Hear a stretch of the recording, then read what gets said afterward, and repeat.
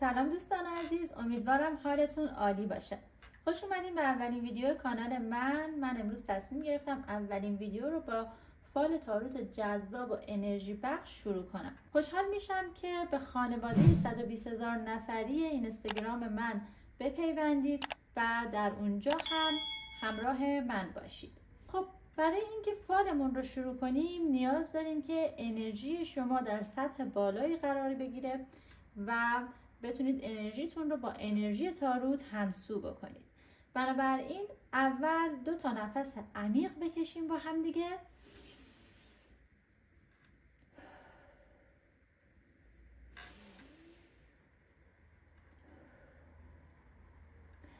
حالا وقتشه که چشمات رو ببندی و توی دلت اسم خودت و اسم مادرت رو بگی. اگر نیت احساسی داری اسم خودت، اسم مادرت و اسم کیس احساسی و اسم مادرش رو هم حتما بگو. بعد از اون توی دلت نیت کن و این ویدیو رو حتما لایک کن تا انرژیت با انرژی کارت های تاروت همسو بشه. خیلی ها به انرژی و نشانه های کارت تاروت علاقه دارن و من هم دوست دارم این حس خوب رو با شما به اشتراک بذارم. پس اگر آماده هستید ذهنتون رو آروم کنید و نیتتون رو توی دلتون بگید. خیلی خوب، بریم سراغ فال امروز. فال امروز ما یه فال 3 کارته هست. کارت اول در مورد گذشته، کارت دوم وضعیت حال و کارت سوم نتیجه یا آینده رو برای شما بررسی میکنیم. پس میخوام با کارت ها الان فالت رو بگم. بهتره که انرژیت رو برای من بفرستی و توی کامنت ها بنویسی 777 تا این کد کیهانی انرژی ما رو بالا ببره. خب کارت اول رو من برای شما کشیدم. این کارت توی جایگاه گذشته داره یک پیام خیلی مهم میده. این کارت معمولا نشون میده که در گذشته شما یک دوره مهمی داشتید که ازش گذر کردید. دوره‌ای که احتمالاً در اون تصمیم سختی گرفتی، رابطه‌ای وارد زندگیت شده یا ازش خارج شدی، یا یک موقعیت کاری یا مالی که مسیرتون تو اون موقعیت تغییر کرده. این کارت نشون میده که شما فردی هستی که از دل سختی ها و قدرت بیرون اومدی. همیشه این حس رو داشتی که خیلی چیزها رو تنهایی جلو بردی و احساس تنهایی تو زیاد بوده. ولی این کارت تایید میکنه که تمام اون تلاش ها بی نتیجه نمونده و انرژی خوبی از گذشته همراه تو هستش، در صورتی که اون انرژی رو بتونی خودت دریافت کنی. همچنین این کارت میگه شما درس مهمی از گذشتت گرفتی، درسی که الان توی مسیر فعلی برات نقش کلیدی داره. پس گذشتت نه تنها باری روی دوش شما نیست، بلکه تبدیل شده به یک قدرت درونی. پس در مورد گذشتت نباید قصه بخوری، ناراحت باشی و به خاطر اتفاقاتی که در گذشته افتاده خودت رو سرزنش کنی. بنابراین از گذشته درس‌های مهمی میتونی بگیری و از اون درس‌ها توی مسیر الانت استفاده بکنی. پس در مورد گذشته مسائلی که اتفاق افتاده باید با خودت حل و فصلش کنی. میریم سراغ کارت دوم. این کارت دوم ما هست و در جایگاه حال داره وضعیت انرژی امروز شما رو نشون میده. این کارت نشونه اینه که الان سر یک دوراهی هستی یا یک انتخاب مهم توی زندگی شما مطرحه. پس باید خیلی خیلی دقت کنی توی این انتخاب. این انتخاب میتونه درباره یک رابطه عاطفی، یک تصمیم کاری یا تغییر محل زندگی یا حتی یک تصمیم درونی و روحی باشه. این کارت میگه شما الان توی مرحله‌ای هستی که باید بین دل و عقل یکی یا ترکیبی از هر دو رو انتخاب کنی که لطمه نبینی. انرژی الان شما نشون میده که کمی دو دل هستی، کمی ترس و کمی امید هم در کنارش هست. اما نکته خیلی مهم اینه که این کارت داره میگه الان زمان حرکت به جلوه. زمانشه که شهودت رو باور کنی و خودت رو باور داشته باشی. باید انرژیت رو بالا ببری. الان وقت این نیست که بخوای توقف کنی.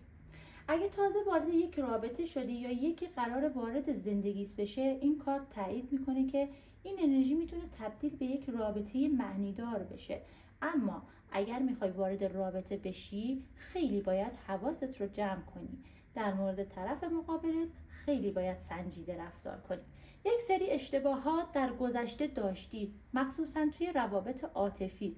اشتباهاتی که توی روابط عاطفی گذشته داشتی رو توی رابطه فعلی یا رابطه جدیدی که قرار واردش بشی هرگز تکرار نکن و سعی کن از اون اشتباهات درس بگیری تا بتونی روابط موفقی رو در زمان حال و حتی آینده تجربه بکنی. اگر درگیر کار یا یک هدف هستی، این کارت نشون میده که یک فرصت طلایی اطرافت هست. فقط باید با شجاعت قدم برداری. بنابراین اگر کنکور داری، اگر امتحانی داری، اگر میخوای توی امتحان رانندگی یا هر مسئله اینجوری که هدفت هست شرکت کنی، باید شجاعت داشته باشی و اولا خودت رو قبول کنی که میتونی. توی هر هدفی که هستی، درگیر هر کاری که هستی، خودت رو باور داشته باش و یقین داشته باش که میتونی اون کار رو انجام بدی، میتونی به اون هدف برسی و هرگز به دلت شک راه نده. امید خیلی مهمه توی مسائلی که برات در واقع این کارت میبینم، بنابراین نباید ناامید باشی و امیدت رو از دست نده. خب و اما کارت سوم ما کارتی هستش که در رابطه با آینده شما صحبت میکنه. خب این کارت پیام خیلی قشنگ و امیدوار کننده ای داره. خیلی واقعا کارت قشنگیه. این کارت نشون میده یک رشد بزرگ توی مسیر شماست. این رشد خیلی بزرگه ها. یعنی انرژی آینده در حال باز شدن برای شماست. اگر تو رابطه هستی، اگر هدف دیگه ای داری غیر از رابطه و نیت شما غیر از رابطه احساسی هستش، هر هدفی که داری برات فوق‌العاده افتاده. یک رشد بزرگ، رشدی که واقعا متعجب میشی ازش. این کارت میگه اگر توی رابطه هستی، رابطه شما وارد مرحله عمیق‌تری میشه و حتی اگر مجرد هستی، واسه شما ازدواج میبینم. کسی که مثل یک کوه پشتته و مثل یک شیر هوا تو داره. پس اگر که توی رابطه نیستی، هدف دیگه ای داری، مطمئن باش که خیلی سریع به اون هدف میرسی. اما اگر متأهلی یا رابطه کات شده داری، این کارت نشون دهنده یک خبر از کیس احساسی شماست. از در واقع کسی که منتظرش هستی خبری به گوشت میرسه. اگر کات کردین که به زودی این رابطه در واقع به آشتی منتهی میشه. احتمال خیلی زیاد این خبر تا 9 وعده دیگه به سمتت میاد و خبر بسیار خوشایند و خوشحال کننده ای هستش. 9 وعده آینده میتونه برای شما 9 روز یا 9 هفته باشه و بیشتر از این نمیشه. بنابراین حتما این ویدیو رو سیو داشته باش که وقتی به این خبر خوب رسیدی برای ما هم کامنت بذاری بدونیم چه تحولی در زندگی شما حاصل شده. خب از نظر کاری این کارت داره یک پیشرفت رو نشون میده. قبولی توی یک موقعیت، شروع یک پروژه جدید، بهبود شرایط مالی یا رسیدن به نتیجه‌ای که مدت‌ها براش تلاش کردی. کلاً این کارت یک کارت فوق‌العاده است که خیلی خیلی خبر خوبی داخلش افتاده. این کارت یک جمله قشنگ هم داره: اتفاقی که منتظرش هستی ازت دور نیست، خیلی زود بهش میرسی. این یعنی آینده شما انرژی مثبت داره، به شرط اینکه ترس رو کنار بذاری و مسیرت رو با ایمان ادامه بدی.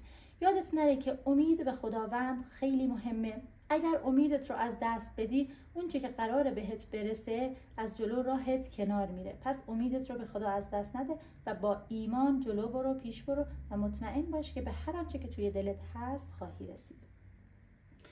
خب در رابطه با این کارت میتونم بهت بگم که یه مقدار سنگینی داخل طالع شما هستش. این سنگینی باعث میشه که بعضی وقتا احساس بی‌حوصلگی یا ناراحتی بی‌دلیل داشته باشی.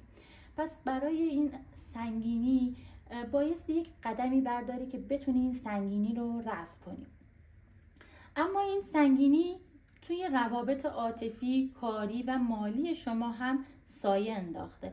پس بایستی حتما این سنگینی رو رفع کنی تا بتونی به اهدافی که داری زودتر برسی. این سنگینی باعث میشه که شما خیلی دیر به اون هدفی که گذاشتی برسی، خیلی دیر به اون رابطه‌ای که میخوای برسی، خیلی دیر از نظر احساسی اون چیزی که میخوای برات توی رابطت اتفاق بیفته. پس این سنگینی رو جدی بگیر. هر چقدر که سریعتر این سنگینی رو رفع بکنی باعث میشه که طالع سبکتری داشته باشی، پس زودتر به اهدافت برسی. خیلی خوب. پس گذشته شما پر از درس و قدرت بوده.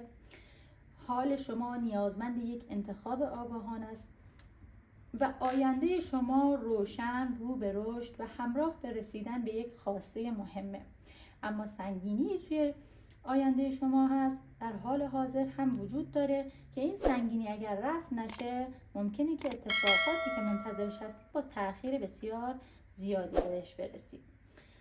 خب این فعال برای شما یک پیام واضح داشت. دوره جدیدی داره شروع میشه و منتظر این دوره باید باشی.